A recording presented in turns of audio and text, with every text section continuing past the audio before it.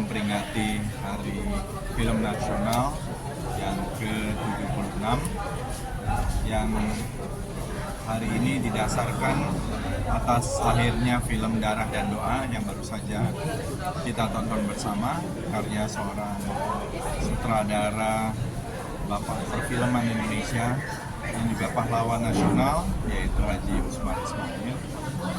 Dan saya kira ini satu menandai bahwa film yang dipelopori oleh para penulis, sutradara, dan juga produser pada zaman itu luar biasa. Memang banyak menceritakan kisah-kisah perjuangan, terutama di masa-masa mempertahankan kemerdekaan, yang juga disebut sebagai di masa-masa revolusi.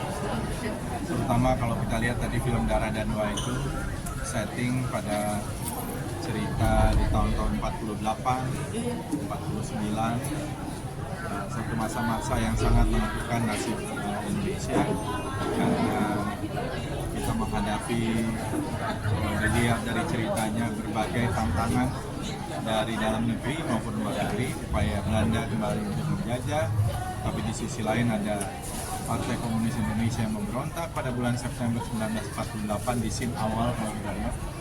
Kemudian waktu itu setelah perjanjian Renville, pasukan Siliwangi yang sudah keluar dari Jawa Barat kemudian kembali, makanya kemudian film ini disebut juga dengan film Long March, Darah dan Doa, kembalinya tentara pasukan Siliwangi ke Jawa Barat ketika itu. Dan itu menimbulkan juga persoalan karena di Jawa Barat sendiri ada pemberontakan dari Darul Islam, tentara Islam Indonesia, sehingga lebih complicated. Tapi kalau kita lihat dari ceritanya, yang menarik itu adalah bagaimana kisah-kisah itu disampaikan secara realistik oleh Usman Ismail, bahwa perjuangan, penderitaan, pengorbanan tidak selalu hasilnya sama, dan kronik maupun plot twistnya pada masa itu sudah sangat menarik gitu ya. Meskipun kita tahu bahwa film Darah dan Doa ini merupakan film hasil restorasi dan mungkin belum sempurna dari apa yang sudah ada waktu itu direstorasi kembali. Kita memang berharap ke depan restorasi film dan film-film yang merupakan bagian dari arsip perjalanan film nasional ini akan kita dorong untuk kita restorasi kembali yang di Kementerian Kebudayaan.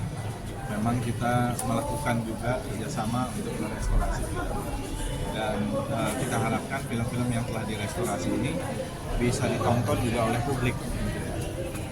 Sejauh ini film-film yang telah direstorasi itu baru, saya lupa jumlahnya ya, tapi masih kurang dari 10 kalau tidak salah. Nanti ke depan kita akan kerjasama untuk merestorasi film ini. Mungkin lebih jauh lagi dengan kemajuan teknologi, terutama di bidang konservasi film, bisa juga dengan pewarnaan, technicolor dan lain-lain yang bisa membuat film lebih menarik. Begitu juga sinkronisasi dari suaranya, ekspresi. Pak Menteri, bagaimana? Menurut saya memang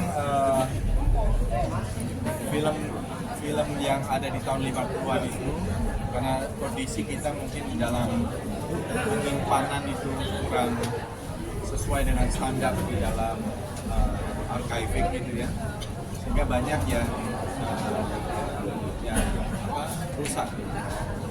Jadi kalau kita lihat yang ini relatif lumayan bagus ya, mungkin ada beberapa bagian yang hilang-hilang bisa kita saksikan di dalam film itu.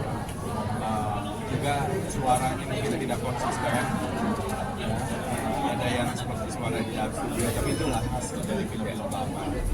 Dan saya kira masih sangat bisa untuk kita perbaiki dan kita nikmati. Mungkin menambah juga restorasi, tapi kita akan selamatkan film-filmnya aja. Memang film Darah dan Doa ini bukan film Indonesia pertama. Tahun 40-an sudah banyak film Indonesia. Tahun 30-an juga ada film-film bisu seperti Rencong Aceh, Alam-Alam, dan lain-lain. Di tahun 1926 juga sudah ada film Lutung Kasarun, dan bahkan di tahun 1911-an juga sudah ada film-film Indonesia awal seperti Yang Maha Mulia, dan film-film lain, film-film awal tahun 1916, 1917-an. Pak Menteri untuk bersinergi dengan lembaga sensor untuk memajukan Nah, film Indonesia seperti kita yang memang kita selalu menjadi bagian yang tidak terpisahkan dari ekosistem film kita, apalagi dengan gerakan budaya sensor mandiri yang menurut saya merupakan satu bentuk tanggung jawab pribadi kita sebagai penonton maupun membuat film juga akan bertanggung jawab gitu, agar tontonan film Indonesia ini sesuai dengan umurnya, sesuai dengan kapasitasnya, dan kita berharap ke depan budaya sensor mandiri ini akan semakin menjadi bagian dari kehidupan kita sehari-hari. Dan kita memang ingin ekosistem film kita ini semuanya kokoh kuat, termasuk dalam hal ini di ujung adalah LSI yang memberikan juga semacam